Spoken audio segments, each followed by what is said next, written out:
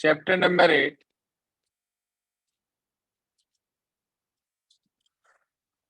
Chapter का नाम area bounded reason. इस चैप्टर को हमने वैसे पूरा कर लिया है। जो एक क्वेश्चन हमारा ट्राइंगल वाला रह गया था उसे कवर अप कर रहे हैं। उसके लिए आप सबसे पहले एग्जांपल नंबर 9 समझिए। क्वेश्चन बहुत आसान है। मैंने आपको बेसिक कंसेप्ट के अंदर एक फॉर्मूला लिखवाया था, याद हो यदि आपको। 2 पॉइंट फॉर्म से लाइन की इक्वेशन निकालने का। y2 minus y minus y1 equal y2 minus y1 upon x2 minus x1 into x minus x1। वो फॉर्मूला बेसिकली इसी क्वेश्चन में यूज होता है। क्वेश्चन आया हमारे पास कि using integration find the area of the region bounded by the triangle whose vertices are 1 0 2 2 और 3 1।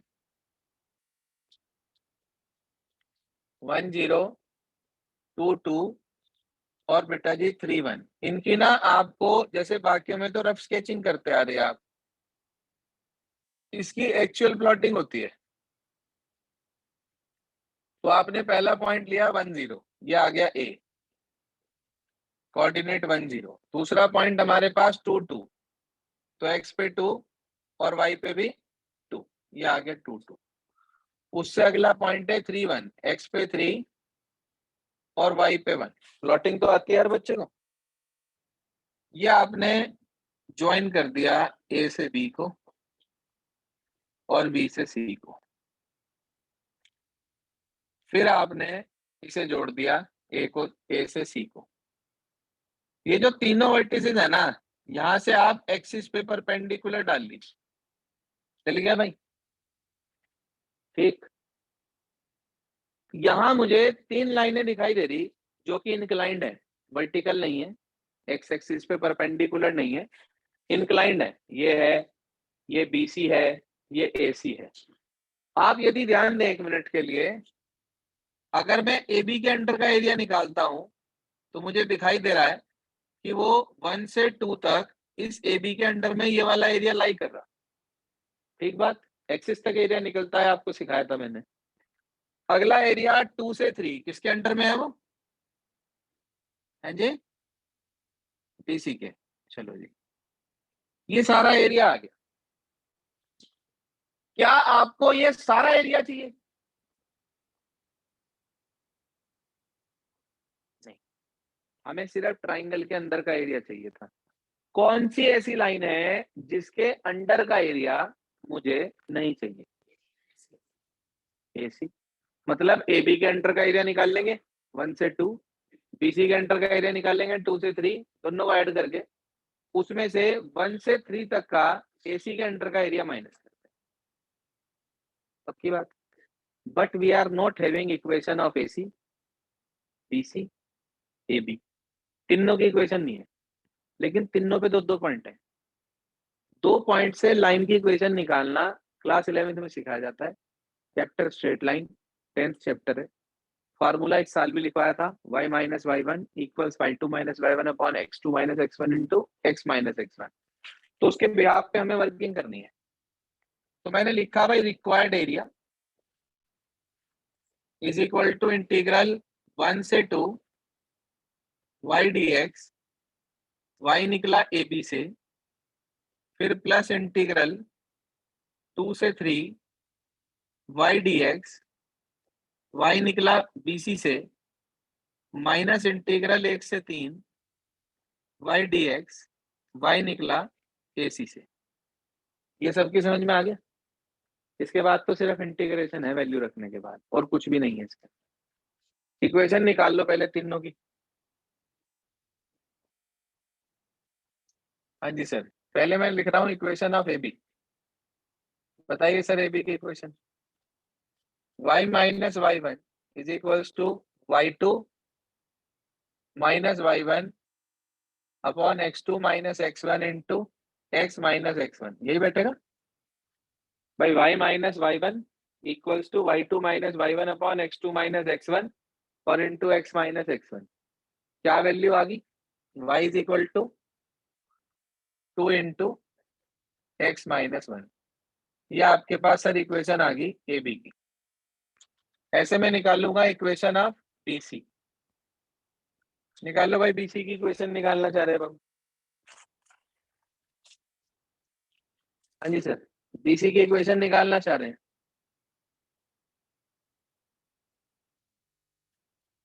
तो जब आप बीसी की इक्वेशन निकाल रहे हैं तो वो कैसे निकलेगी? y माइनस y1 हुआ जी हमारे पास 2 equals to y2 minus y1 upon x2 minus x1 और x माइनस x1, यही तो। हाँ जी यही तो। कितना हो गया? ये आ गया हमारे पास 3 में से 2 चले गए 1, ये बच गया -1 और ये लिखा x-2। इस 2 को उधर ले गए हम, तो y is equals to minus के x +2 +2 +4 हो गया क्या? y की वैल्यू आ गई बेटा जी 4 माइनस है। आपके पास ए बी की इक्वेशन भी आ गई, आपके पास बीसी की इक्वेशन भी रहेगी आ गई। अभी किसकी रहेगी? एसी की इक्वेशन और रहेगी। निकाल लो एसी की equation. Equation of AC, y minus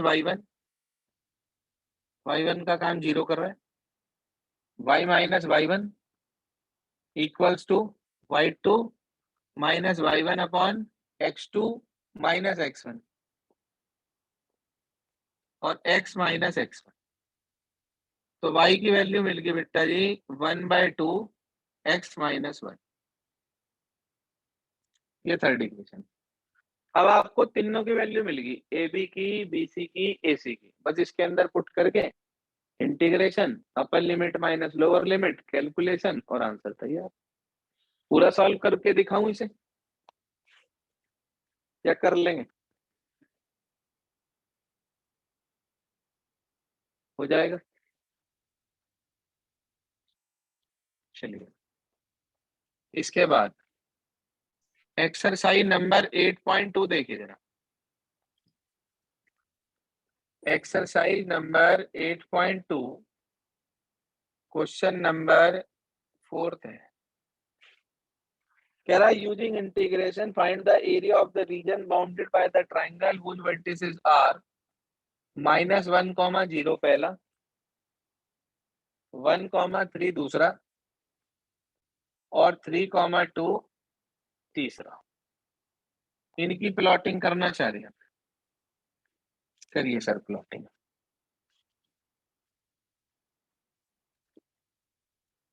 पहला पॉइंट है -1, 0, ये ए हो गया हमारे पास। दूसरा पॉइंट है 1, 3।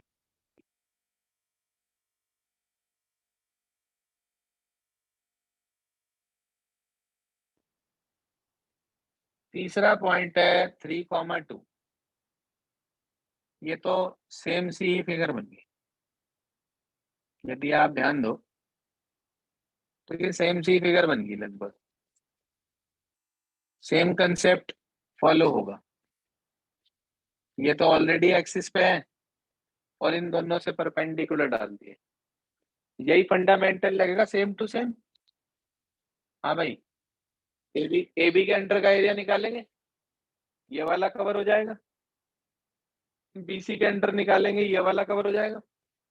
उसमें से एसी के अंडर का क्या कर देंगे, तो आपके पास रिक्वायर्ड एरिया आ जाएगा। लिमिट चेंज हो जाएगी, -1 से 1,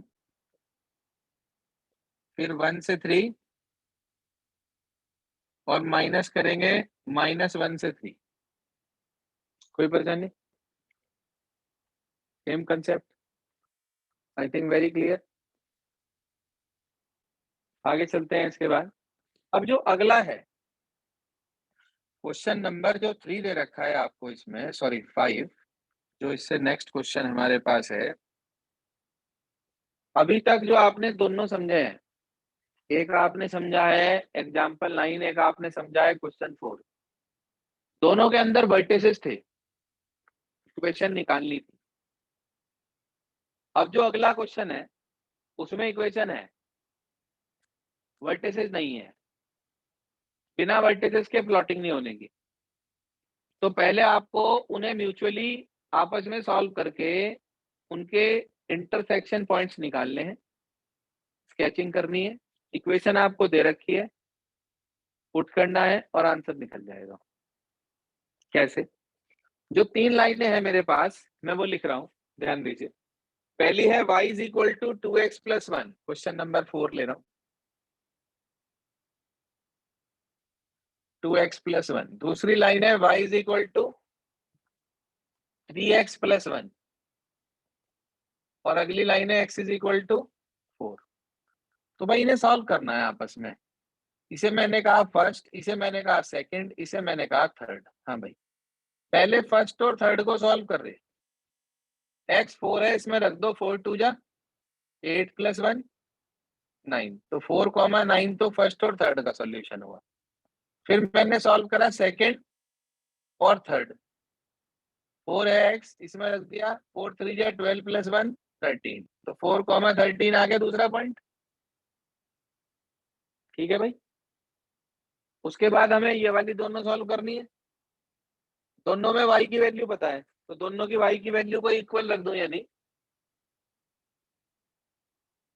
तो मुझे मिल गया 3x plus 1 equal 2x plus 1, यानी कि x is equal to 0। x 0 चाहे इसमें रख लो चाहे इसमें रख लो, y क्या मिला? तो पॉइंट क्या आ गया?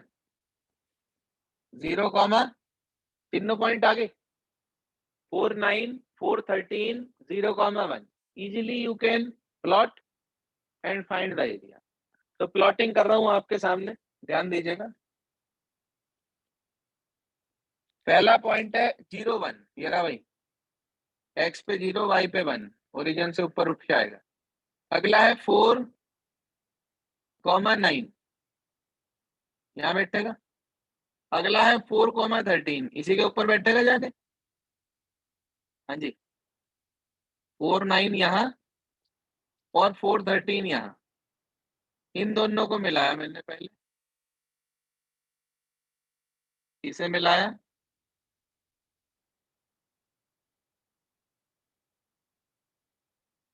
और इसे मिलाया। ये तो A है 0 1, ये 4 9 B और ये C पॉइंट आ गया हमारे पास 4 कॉमा 13। कोई परेशानी? सर अब मैं आपसे पूछना चाहता हूँ कि 4 कॉमा 13 और 4 कॉमा 9, देखो 4 कॉमा 13 4 कॉमा 9, इनके अंदर 3 थर्ड इक्वेशन ये कॉमन थी, x इक्वल टू 4, तो वो तो ये वाली लाइन है। बताया था single variable line vertical horizontal होती है, तो x इक्वल टू 4 तो 100% यही होगी। अब ये कौन सी है? 4 कॉमा 13 सेकंड के साथ था, तो यानी कि y is equal to 3x plus 1, तो ये वाली है, और y is equal to 2x plus 1, ये वाली है। मैंने यहां से भी और यहां से भी परपेंडिकुलर डाला, यहां से डला हुआ है। मुझे सर ये वाला एरिया निकालना। मैंने आपको एक बात बताई थी, कोई लाइन यदि एक्सिस पे परपेंडिकुलर आ रही तो उसके अंडर कभी कोई एरिया नहीं होने का। इसका मतलब x इक्वल टू 4 के नीचे तो कोई एरिया निकलने का नहीं। दो इंक्लाइंड लाइन है, एक y equal to 3x plus 1, एक y equal to 2x plus 1। दोनों एक ही पॉइंट से एक ही पॉइंट तक जा रही, 0 से 4 तक। अब मुझे ये बता दो, पहले किसका एरिया निकलेगा, किसमें से क्या माइनस होगा? ऊपर वाले में से नीचे वाला, बिल्कुल ठीक बात। ऊपर वाला एरिया निकलेगा तभी पूरा कवर होगा। जिसके नीचे का एरिया नहीं चाहिए उसे माइनस कर देंगे। तो लिखो अपने पास रिक्वायर्ड एरिया, कैलकुलेट करके बताओ आंसर ठीक आ रहा है। लिखो required area is equal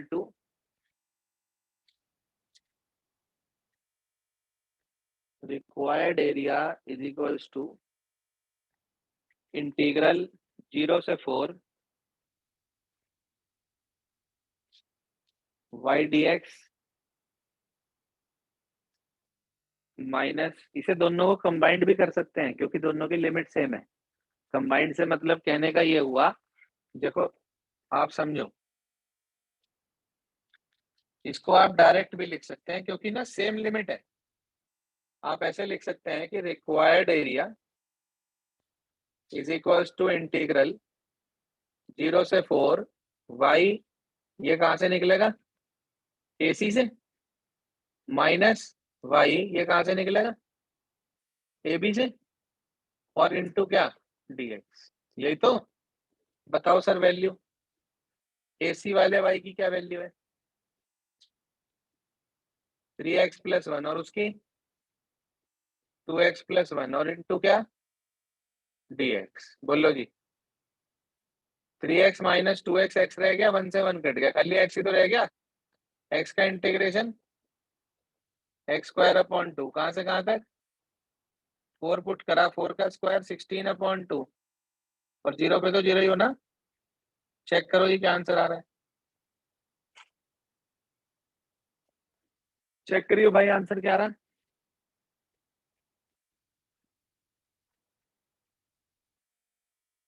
system clear हो गया, बहुत आसान क्वेश्चन है। जो क्वेश्चन कटे हैं ना 8.2 में से, जो 2 कर्व वाले इन्होंने क्वेश्चन कट करे हैं, एक्चुअल में काम उनमें भी यही है, ऊपर वाले कर्व में से नीचे वाला कर्व माइनस करना है। एक क्वेश्चन जो मैं आपको अपनी तरफ से कह रहा था कि भाई अगर इस तरह से आ जाए तो क्या करोगे आप, वैसे तो जितना आपने अब समझा है उसके बिहाफ पे आप बड़े आराम से बता सकते हो कि किस तरीके से उसमें एरिया कैलकुलेट होगा, लेकिन फिर भी फिगर बना रहा हूँ, ध्यान दीजिए। पहला पॉइंट मान लीजिए ये है 1,3, दूसरा पॉइंट मान लीजिए ये है 2,0, और तीसरा पॉइंट मान लीजिए ये है 3,5। ए, ये बी, और ये सी।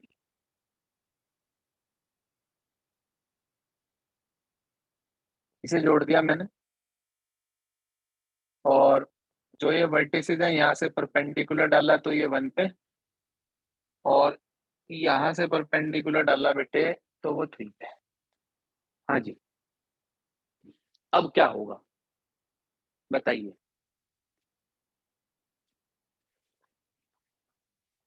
किसमें से, AC में से। तो पहले हम 1 से 3 AC के अंडर का एरिया निकाल लेंगे, पहले हम 1 से 3 AC का अंडर का एरिया निकाल लेंगे, माइनस करेंगे 1 से 2 AB का एरिया, फिर माइनस करेंगे 2 से 3 BC का एरिया, और हमें आंसर मिल जाएगा। ठीक है ना, तो ऐसा कुछ नहीं है इसके अंदर की कोई नई सी बात है, मगर क्योंकि बुक में दोनों ही क्वेश्चन ऐसे दिए थे कि 2 निकाल के तीसरा माइनस होना था, तो कई बार बच्चों के दिमाग में ये बात बैठ जाती है कि भाई उन्हें सारा क्वेश्चन में ऐसे ही करना है, 2 निकाल के तीसरा माइनस करना है, तो ऐसा नहीं है।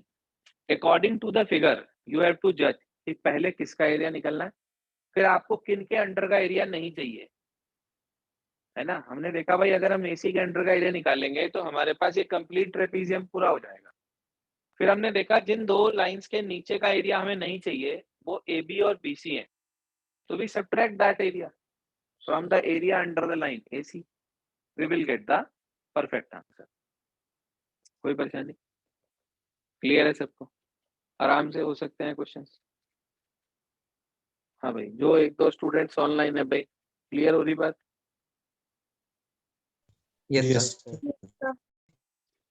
चलो, तो भाई ये हमारे पास एरिया का काम खत्म होता है। एरिया में कोई और क्वेश्चन आपको ऐसा फील होता हो कि भाई नहीं समझ में आया, नहीं हुआ।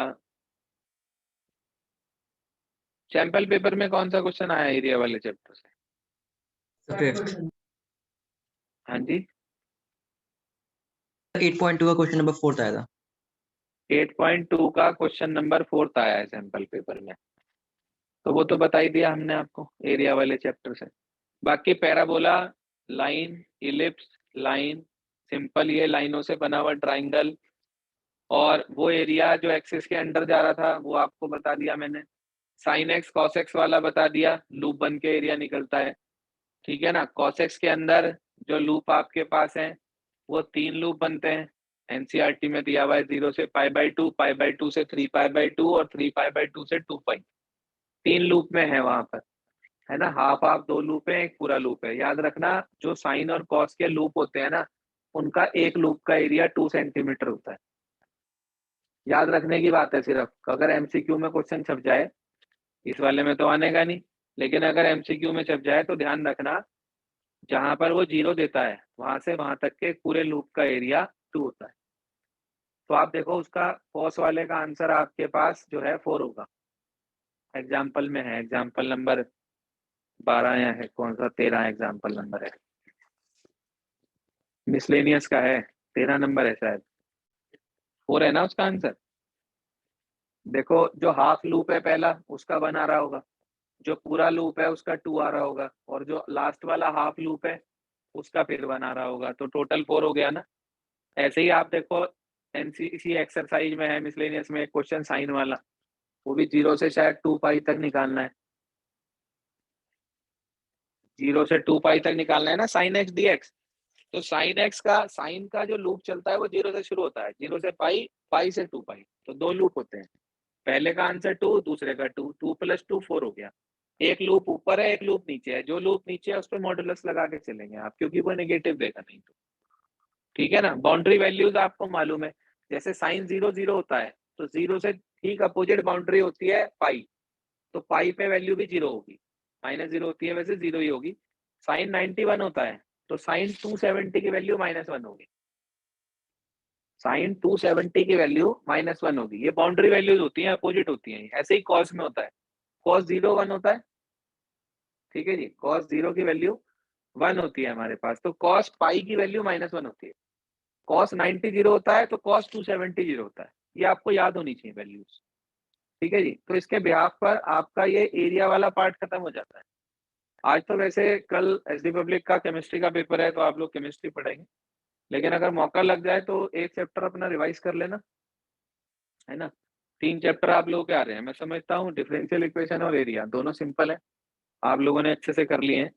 इंटीग्रेशन में प्रैक्टिस की जरूरत होती है, तो इट इज बेटर कि आप पहले इंटीग्रेशन रिवाइज कर लो, अगले 2 अपने आप हो जाएंगे, है ना। तो आज आप लोग शुरू की 4 एक्सरसाइज कर लीजिए इंटीग्रेशन की, कल हम पहले 4 की प्रॉब्लम लेंगे, फिर उसके बाद अगली दिन 2 या 3 जो भी रहेंगी वो ले लेंगे। 4 नहीं, आप 3 लीजिए पहले, 1 2 3, क्योंकि 4 और 7 एक जैसी है। 1 2 3 करिए आज आप, सिर्फ अच्छे से उनको रिवाइज कर लीजिए, ऐसे करिए कि आपको बोर्ड का पेपर देना है। ठीक है जी, शुरू की 3 एक्सरसाइज आप लोग तैयार करें, पॉइंट 1, पॉइंट 2, पॉइंट 3। कल हम सिर्फ पॉइंट 1 2 3 का डाउट लेंगे, उसके बाद 4 और 7 देंगे एक दिन। जिस बच्चे को नहीं आती है, मेरी बात ध्यान से सुन लो, जो स्टूडेंट ऐसे हैं जिन्हें इंटीग्रेशन नहीं आता है, वो रिकॉर्डिंग्स के थ्रू करें, और जो डाउट्स आए वो इन 3 एक्सरसाइज के वो मेरे से पूछ लें। किसी को अगर रिकॉर्डिंग की रिक्वायरमेंट है तो वो मेरे से पर्सनली तीनों एक्सरसाइज की मांग ले, मुझे कोई दिक्कत नहीं है, मैं प्रोवाइड कर दूंगा आपको।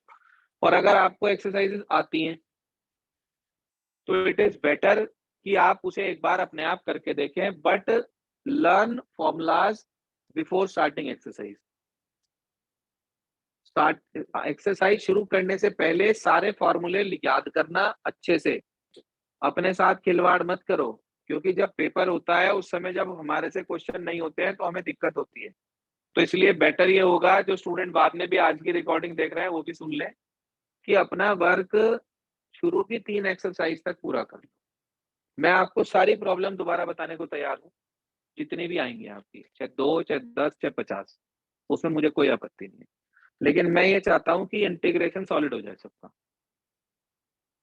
ठीक है जी, ये 3 चैप्टर अपने आप में कैलकुलस का पार्ट है, इसे पूरा करके 2-4 दिन में, 5 दिन में, जितने में भी हो जाए, उसके बाद वेक्टर शुरू करूंगा, उससे पहले नहीं करूंगा। 15 दिन का काम है वेक्टर से मिला के, 15 दिन टोटल लगेंगे वेक्टर, 3D और आपका प्रोबेबिलिटी, ये मिला, इससे फालतू का काम नहीं है। यहाँ तक अपना कंप्लीट कर ले, कल मिलते हैं।